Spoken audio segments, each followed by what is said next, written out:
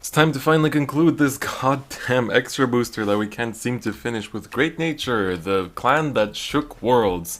So this deck list is going to be not the same as the World Champion actually. It's actually going to be more similar to World's Top 8 Bryson Gomez's deck list because I still think that it's a little bit better just in the way that it runs. I think Humske is better than I thought before, but I'll explain in another video. I'm doing a video basically on why Great Nature won Worlds, but I'm going to talk about a little bit more of like the deck lists and the building, the way that they're built and stuff like that in that video, but we're just going to go over Great Nature here for the deck preview, so let's just jump into it. I do not want to take too much time because I do need to bounce pretty soon, so I need to be working on videos pretty fast to get everything out quickly, so yeah. Alright, Axel Clan, get your Axel markers. Here's your starter. All the cards are in English on tabletop, so at least we don't have to use like alternative scans.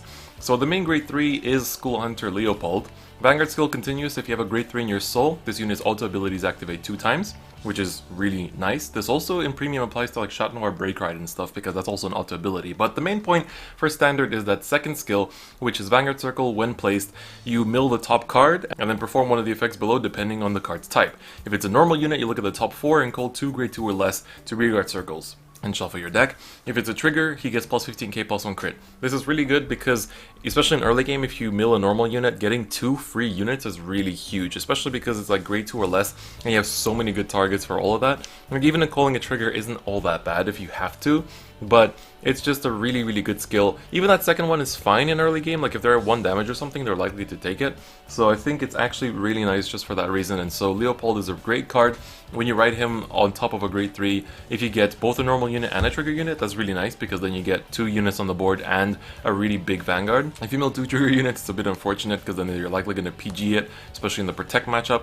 But then if you're, like, I don't know, if you mill 2 normal units, that's also good unless you already filled up your field before that, which likely you won't have done. So really good card. Our second grade 3 is Armed Instructor Bison. Vanguard Rearguard Circle skill, when he attacks you may counterblast 1 and one of your other rearguards gets plus 5k until end of turn, but if he's on your Vanguard Circle you can stand that rearguard. I like this skill because it gets an extra attack out of you, you know, just like that, and that's super nice because you have a lot of big attackers in this deck as well that you can restand and push your opponent super fast, so this is actually a pretty nice first ride target in my opinion, just because that way you can really just push them really early with the skill, and that's quite nice. But the deck does run a lot of front triggers, so that makes the skill a little bit awkward in that way. So you kind of like attack with one thing, and then attack with him and stand it, and then you apply the front triggers. That's usually how your attack pattern goes, whereas sometimes, I just hit my keyboard by accident, sometimes you would want to attack with the Vanguard first just to apply the front to everyone, but in the end it doesn't really matter with his skill. But even on rearguard it's good. The extra 5k can sometimes push out games, which is quite surprising. If you've seen that your opponents used up most of their perfect guards and they're not playing Protect, then you can actually push them a little bit with that extra 5k and use your Counterblast that way. But a lot of cards in this deck use Counterblast, as you'll see.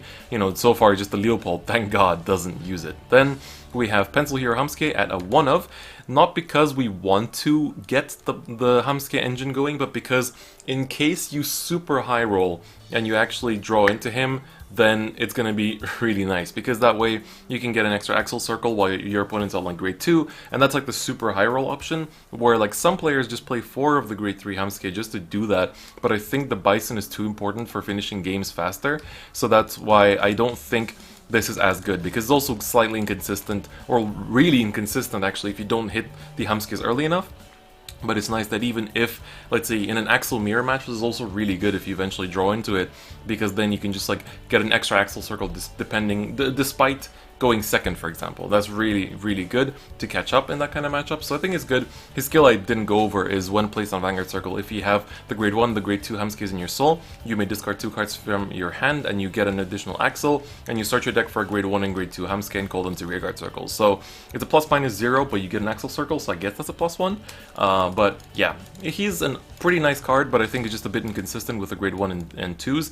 You really have to like mulligan for the grade 1, which is a bit unfortunate, and you have to have like another grade 1 in your hand on top of that, which is a bit like too much of a commitment in my opinion for a deck that can do a lot more than just relying on that.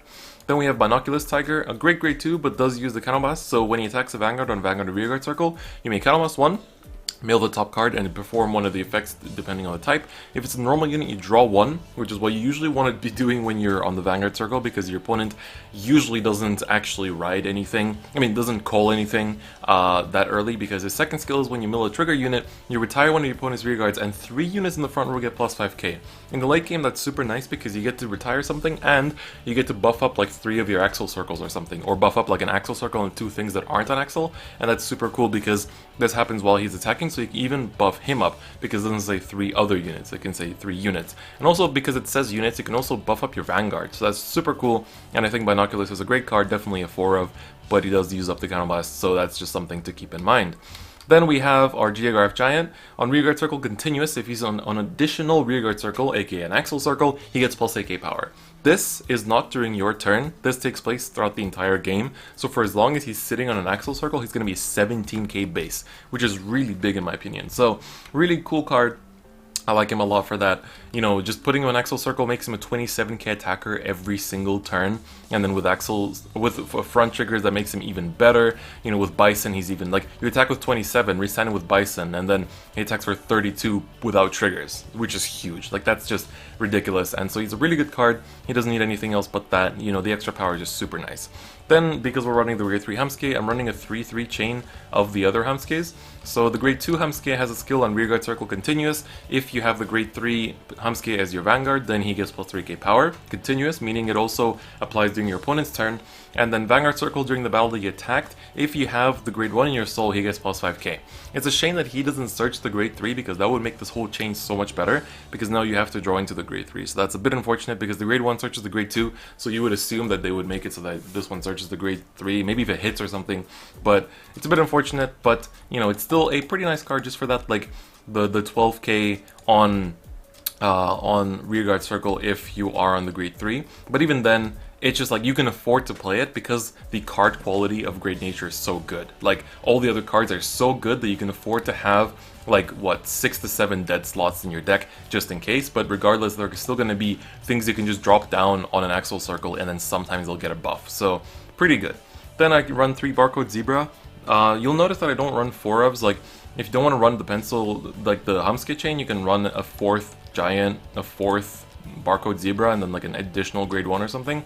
But I think you can afford to run these, that's the thing. And then 3 Barcode Zebra, because this card is actually, this can be vanilla sometimes, so it's like it doesn't actually make a difference. But this also, like, it goes, sometimes it goes off hard. It's like if you call it before you plan to write another grade 3, then you're gonna get a plus 10k buff. Then you use like your Binoculars, you get another 5k buff, and then you have Monoculars as well, it gets another 5k buff, so it can get really huge without even being on an Axle Circle. So Barcode Zebra is pretty good, and I mean, you can read the skill, but it's like every time you mill, he gets plus 5k, so that's really nice, and I think he's good for that. But again, I wouldn't run him as a 4 of, just because I think the only 4 of you really need is the Binoculars, because he's good at all points, unless you don't have any counterblast, whereas this is going to be good sometimes, not always. Then we run 4 of our Monocular Tiger. So he is again one of those milling cards. When he attacks or boosts a rearguard specifically, he cannot boost the Vanguard. You can Soul Blast 1, and if you do, you mill the top card of your deck and perform an effect depending on the type. If it's a normal unit, your opponent can't PG until end of that battle. And if it's a trigger unit, your opponent can only guard with triggers from their hand until end of battle. So that's, both of them are nice actually, because if you're playing as Protect and you mill a normal unit, that's pretty huge, because if you're playing as like Angels, their hand's going to be cluttered with Protects and stuff like that. So in that kind of matchup, this is really good. And I think that's how Great Nature kind of advanced through Swiss in Worlds as well. But just like if you mill normal units from this guy, you just give Angels a harder time because they have to guard with their pieces, or they just have to put down all their triggers that, you know, like they might have been keeping for something else, like, you know, to not have to PG the Vanguard all the time or stuff like that. And they have to like guard with big shields anyway, because you're attacking with like 27s here, which hits them for magical numbers, and then you get fronts on your other units and stuff like that. So he's just really important. He's a really good card. Even that second skill is super nice because only calling triggers means like they also can't protect, but they can perfect guard, so that's something. But if they don't have perfect guards, then, you know, like they have to really have triggers in hand to survive a boost or attack from this guy, so that's really nice. And so just good card overall, really good card. Even better in Premium, but good card in Standard too. So then the grade 1 Hump, if your Vanguard is the grade 3 Hump, he gets plus 4k continuous, meaning it's also in your opponent's turn. He's a 12k, grade 1, very nice. And then at the end of your turn on Rearguard Circle, you may Soul Blast 1 and put him into your soul, search your deck for the grade 2 Hump, put it into your hand, and shuffle your deck. So that's really good skill. This is the one that really like makes you want to play the chain in general, because you can convert this grade 1, like you can get an attack out of him on like a 8k in early game or like 18k on an Axle Circle, and then next turn just like fetch your 9k slash 19k slash 12k or 22k attacker, and that's super good. And he also helps you not get grade stuck if you really don't have a grade 2 and you have like 2 grade 1s in hand, then at least next turn you'll have a grade 2 to write into. So kind of like a consistency fixer, as strange as that is, but I mean, he's okay. Like, as I said, like the card quality in Great Nature is so good you can afford to actually run this, and so that's why I'm putting him in there. 3 Techmouse. Techmouse is a good card, but again, it's the same kind of thing as Barcode Zebra. It's not always good. So once per turn, Rearguard Circle, when you mill a card, you may counterblast 1 to return that card to your hand. You'll be using this skill pretty often actually, because sometimes like you'll mill a heal and you want that 20k shield in hand, or like you'll mill a Leopold and you want to ride it next turn. So you're going to actually use that counterblast to take it back, but that does obviously starve you of your counterblast. You have to be really careful when you're using it, just so you don't run out of your resources and you don't run out of like 2 big cards really want to be using counterblast, like Techmouse and your Binoculars and sometimes your Bison, especially in early game. So that's like pretty important in my opinion, to be able like to just be careful in prioritizing what you counterblast for. So with Techmouse you really want to be grabbing the most important cards, but it's still like, it's a dead card sometimes. It's a 6k base, meaning that like if you're not like using skills of cards that mill a lot, he's just going to be a dead card, and he's only a 6k. He's the only grade 1 in the deck that is 6k, so I only run him as a 3 of. And then 2, Silver Wolf. If he's in the back row, he's a 12k booster.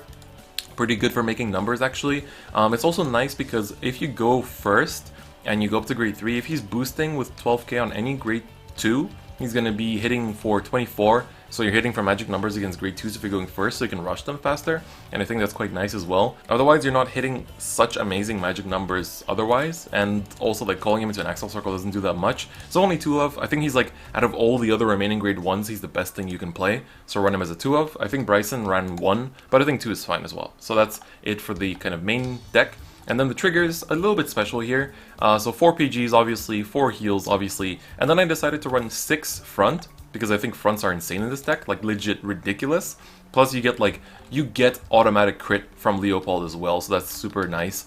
But then I still run the 2 crits and 1 of each just to kind of confuse the opponent, just because I think it's still a nice surprise factor in that sense, just because then if they see a lot of fronts, they start thinking, oh, this guy's probably just running front, so I can afford to like no guard a Vanguard when I'm at 3, even if they have the crit on Leopold or something, just because then it's like, oh, they're not going to rip a crit. And then you still have that, 2 out of 16 triggers that can potentially be a crit, and so that makes it quite nice. And then if you check it early, then the opponent just starts playing around it and like PGing your Vanguard when they don't need to and stuff like that. So just this kind of like an element of surprise really. Like I just think it's a pretty nice idea, and I've seen a lot of players do this, so I think it's a pretty good idea. So that's a general overview of Great Nature in Standard from the first wave of support, and so now let's take a look at how it performs in game.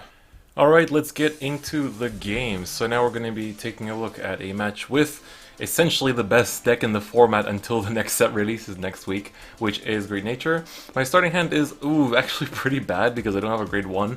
I do have double Binoculars, which is the thing, and I have the Leopold, which is nice. You saw that I also put back the Bison.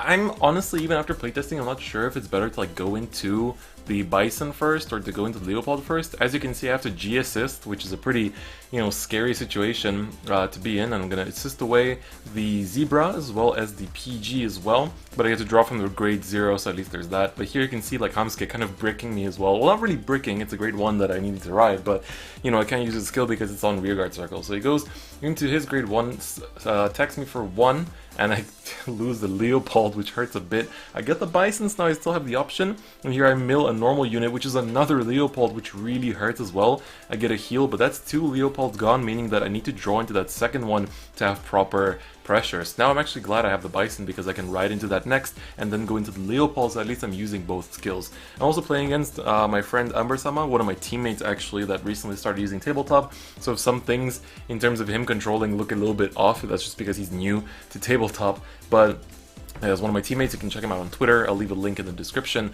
But so he's just using. I think there I was just explaining like, oh, if you swap 1 damage just for the Zerakiel and then you heal it away, I was like, that happens to me all the time in tournaments. So I was like, are you sure about that? And he's like, yeah, don't worry. So you know, he's gonna call down the Armaiti and not use his skill. So he's gonna attack with the Celestial for 9k. I let that swing. Or let that pass rather, and then this one will not hit because it's a 17 on my 19. I also top deck the Hamsuke, and I do have the grade 1 Hamsuke in Soul actually, so if I had like drawn into the grade 2 somehow to ride into it, that would have actually worked out. But here what's nice is that I go into the Bison, and now I only have 1 counterblast, so I have to think really what I'm going to prioritize, and I think the Binoculars is actually the highest priority here, or not. I guess I'm not using it, because either the extra draw to make up for the G assist or the retire would have been good there. But here I guess I'm just thinking that if I can rush him fast, then if I go into the Leopold and I get the crit, I can at least pressure him really hard. So here he's just gonna, he intercepts for a 1 to pass, I think. Yeah, there was an intercept for 1 to pass, but then I got a front trigger, so that didn't work out. But I mean, it's not necessarily a bad thing for Angels either, because they can afford to do things like that. He's going to take this attack, and then I think my Leopold still hits, but I think he needs a 5k shield or something. So let's see if he chooses to take this or not, but he's on 4 damage, so my kind of game plan of just like hitting him super hard really fast is actually working out. So now he's going to guard for that last attack, and that's going to be the end of that turn. I think, yeah, so he's going to stand and draw right into the Zerakiel, get himself a Protect, and then he's still going to be able to use the Zerakiel from his damage zone to get another Protect in hand, which is also pretty good. So let's see what he's going to do with that. So again, like I said, he's new to Tabletop, so these kind of like little, you know, mishaps do happen, but we've been playtesting a lot since this game was recorded actually, and then, you know, it's been getting better and better, so you'll be seeing him a bit more, I think, in my deck previews, on like the last few remaining ones. What do we have now? We have left Golds, Narukami, Nobatama, Link Joker, and Bermuda, I think, and that's it, and then deck previews are over, so I kind of look forward to that. But, you know, jokes aside, he's going to be doing the skill for 1. He gets the Metatron in there, so that'd be nice to get the Hesadiel to swap that Metatron into your hand right now, but he does have the Zerakiel plus 3k buff now, so this one's attacking for 20 on my Binoculars. I let that slide because I'm going to be like, I'm going to ride the Leopold, I don't even mind. Attacks with a 23, gets in Armaiti and a crit, putting me up to 3 damage. I get a front and a draw, which is super huge, so now he kind of has to attack my Hamsuke, but even my Hamsuke is at 22, so I might actually just guard that there, just because it doesn't make a big difference. So oh yeah, he also counterblasted for the Zerakiel boost as well, it seems, so he just forgot to mention that, I think, or like he mentioned to me as we were calling, but then like forgot to do it or something, but you know, then I just pointed it out. So now I think he's considering if he wants to use the grade 1 Pegasus or not. I think he's choosing not to, and I'm just going to guard that with a 5k Hamsuke and just drop it, and that's it. So Hamsuke is sacrificing each other for the better efficiency. So I'm going to mill 1 normal unit, which means I'm going to look at the top 4 and call 2 cards. I get some nice grade 2s to call, so the grade 2 Hamsuke as well as the Barcode Zebra. You can see there was the Bison as well that I can't call. I mill another one, get the heal, so I get the crit and the plus 15k, so basically best of both worlds. And here I also had the Geographical Giant for the plus 8k, so for the 27k swings. So here he's going to protect, drops the protect there, and he still has to discard for it, but he still has another one in hand, but he's on 4 cards in hand actually, although he does have 2 intercepts. So let's see how this paces out. I get a draw, sadly not a front, that would have been really huge, but regardless, my attacks are massive, so I'm attacking for a 19. I'm actually trying to push for game right now, just because it's like, I can actually potentially win off this turn. So he guards on that one. This is going to be attacking for a 24, so he needs a 15k guard. Let's see, does he actually have it? I'm just saying that the Barcode Zebra did get it didn't actually get any power, I believe, because I called it from the Leopold. No, we got 5k power because I called it from the first Leopold. He gets a heal, which is really big, so now he can actually go down to 4 again, and then I kind of have to either swing at rears here or just try to attack into anything. I'm still going to attack the Vanguard because I can see, like, I'm going to try to force out that Protect at the very least. So we're going to see, because like right now to me, I don't see much reason to attack into his grade 2s, but he hits the draw, so then it's just like, oh my god, why did I even do that? I guess like on the last one I should have attacked the rear. I think that was my own misplay, because I was so focused on just giving him 5 damage, because then next turn if I rip a front, I can just keep pushing and pushing and pushing and pushing. But then now he is in double heal range, which is pretty big, and he also gets the heal from the Metatron. So I think I was also doing that with Metatron in consideration, because if he's at 4 damage, I can at least push him hard enough if I rip a front. But then if he's on 3 damage post Metatron, then obviously that makes the whole game state a lot harder. So sometimes you just gotta make those weird decisions, you know? So he's gonna use the Metatron skill to essentially rescue 1, gets the crit, pretty huge, but he doesn't have the Feather Palace, at least. At least he doesn't have the Feather Palace, because that would make things a lot worse and a lot more complicated, so God bless. But actually he does. So he already, but thing is, like, he has, like, I would have called the Feather Palace first, and then apply the crit effect to it, because that would have been so much more impactful. But at the same time, I'm on 3 damage, so I can give the crit to his Vanguard, forcing me to PG it or something. And then, you know, he can still give the power to the Pegasus behind the Palace to have that big power boost. So that way, like, now I have to kind of stay on 3 damage. So you can actually see, like, I'm guarding this with a 10k. And then he's going to swing at me with using the Pegasus skill as well. I'm going to perfect guard this, dropping the Geographical Giant, and now my hand is all triggers, so I can actually guard the Feather Palace too. He hits the crit on it as well, which is really big, because this way, this would kill me. This is hitting for 3 damage, it's hitting for a 52, 60, 70, I think, if I'm not mistaken, if he gave the power to the Pegasus behind. I'm not sure if he did, but I'm pretty sure that he did. So if he did, this is a 70, doesn't have the +3 because he's not on Zerakiel, forcing me to guard for a total of 60k shield. So I would have to drop all my fronts and my crit from my hand. At least I can keep my heal. So now he's calculating the power. I think I also, like, when we're playing with Amber-sama, like, sometimes, like, he'll be counting and then I'll count it faster, and he's like, oh wait, I need to recheck it. But then in the end, 60k shield is enough. I'm left with 1 card in hand, the 1 single heal. I top deck the Geographical Giant, and I'm just like, this is better than a Zebra.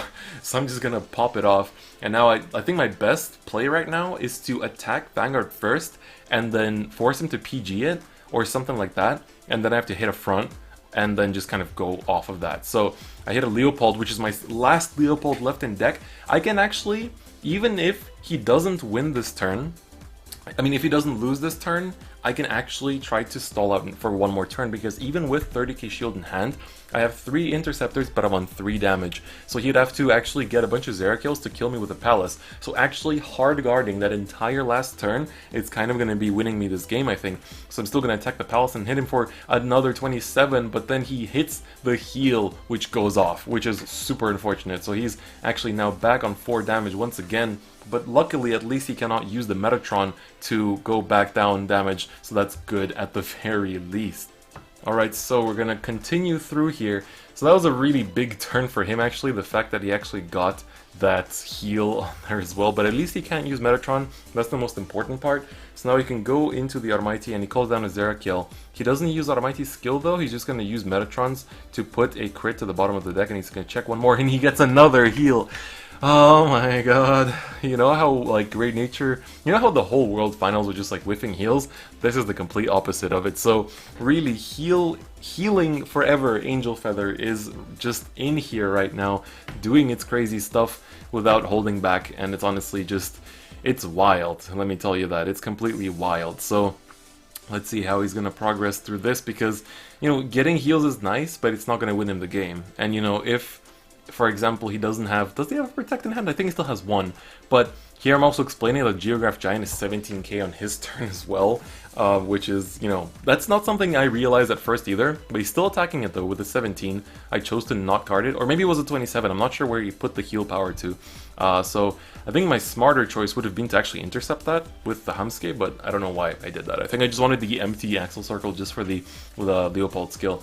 But so now he's attacking my rear guard with the Metatron, so he's trying to stall me out actually and just like stay in heal range, so which is pretty interesting because I think he knows that I would have taken that as well. So he's just attacking all my Geographical Giants and stuff. He wants to stall this game out because he's now on low damage, so he's like, well, I can take the next few attacks you throw at me, but I'm just like, nah, this Geographical Giant gotta stay, and 20k shield is enough to actually guard it. I draw into a heal, unfortunately, which is pretty big. But here I get my 3rd Axle Circle, and I also have nice, well, relatively nice targets. I have to call one of my front triggers or my draw trigger because I have a Bison in there, but I get to call the grade 1 Hamske at least.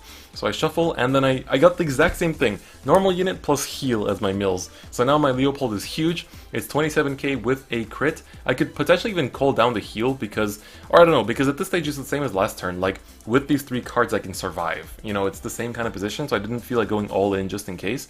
But he did PG the Vanguard, but here, I'm hitting with the Hamsuke, I'm hitting with another Hamsuke. I did hit that sweet front though, you know, which does help. So now he's on 4 damage, hitting for a 34. He has 1 card in hand. This is hitting for an even bigger number. I had the other Axle Circle too. I could have called a heal there. Why didn't I do that? But he has to take the last damage and he gets a draw, and that is game. So that is it for this deck preview of Great Nature. I think that game was actually really fun too. That's probably one of my favorites from the deck previews that I've done, but Great Nature is insane in Standard. It's going to stay good for a really long time. So if you're thinking of picking up a Great Nature deck, I think it's really good for Standard because it's going to be great at tournaments for the next few months. Even with the upcoming support of like VBT03, VBT04, Great Nature has been still topping in Japan a lot, and so it's showing up to be a super good clan, and it's definitely worth to pick it up. So I hope this video kind of convinced you on that front as well. So that's going to be it for me today. Don't forget to click the bell button as well as check out the social medias in the description. As also check out the second channel, and do join the Discord channel if you haven't already. But on that note, I'll see you guys next time. Bye bye.